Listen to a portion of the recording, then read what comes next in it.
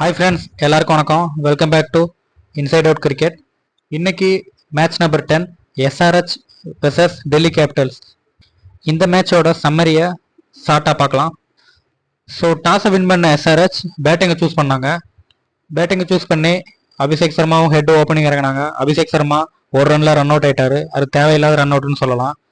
Head first ஒரு கால் பண்ணாரு, தயங்கி நின்னாரு. இவரும் தயங்கி நின்னாரு. அது ரன் அவுட் ஆயிடுச்சு.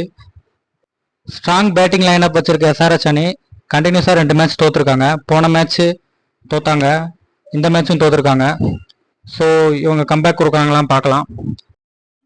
மிச்சில் ஸ்டார்க் செம பவுலிங் போட்டார் இன்னைக்கு. 3.4 ஓவர் போட்டு 35 ரன் கன்சீட் பண்ணி 5 விக்கெட் எடுத்தார். அவர் தான் இன்னைக்கு மேன் ஆஃப் த மேட்ச். ஆரம்பத்திலே பார்த்தீங்கன்னா ஸ்டாவிஸ் ஹெட், இஷான் கிஷன், நிதிஷ் ரெட்டி 3 பேர் விக்கெட்டையும் எடுத்தாரு. 3 பேர் ரொம்ப முக்கியமான விக்கெட், கிருஷியலான டயத்தில் 3 விக்கெட்டை கண்டினியூஸாக எடுத்துட்டாரு. ஸோ அதுதான் இவ்வளோ 163 ரன்னுக்குள்ளே அவங்கள ரெஸ்ட்ரீட் பண்ணுறதுக்கான காரணம்னு சொல்லலாம். ஜேசட் ஃப்ராக் மெக்ரெக் அண்ட் டூப்ளசி 2 பேருமே பவர் பிளேயில் சூப்பராக விளாண்டாங்க. விக்கெட்டே விழாமல் நல்லா விளாண்டாங்க. டூப்ளசிஸ் கொஞ்சம் அடித்து விளாண்டாரு. ஆனால் ஜேசட் ஃப்ரெக்ரெக் அப்படி விளாடல, கொஞ்சம் தடுமாறினார். அவருக்கு உடம்புக்கே பால் போட்டாங்க. அதனால் அவரால் அடிக்க முடியாமல் எவ்வளோ ஷாட் ட்ரை பண்ணி 2 கேட்ச் கூட போச்சு. அதை விட்டுட்டாங்க எஸ்ஆர்ஹெச். ஸோ ஒரு வழியாக அவர் 38 ரன் அடிச்சுட்டு அவுட் ஆயிட்டாரு. ஸோ 2 பேரும் நல்லா ஓப்பனிங் ஸ்டாண்ட் பண்ணி விளாண்டாங்க.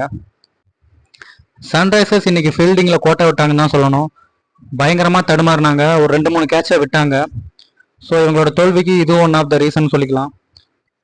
தேங்க்யூ ஃபார் வாட்சிங் this video friends.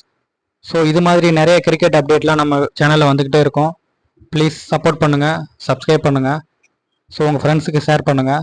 Thank you friends. இந்த மாதிரி ஒரு நல்ல வீடியோவோட நாளைக்கு உங்களை சந்திக்கிறேன்.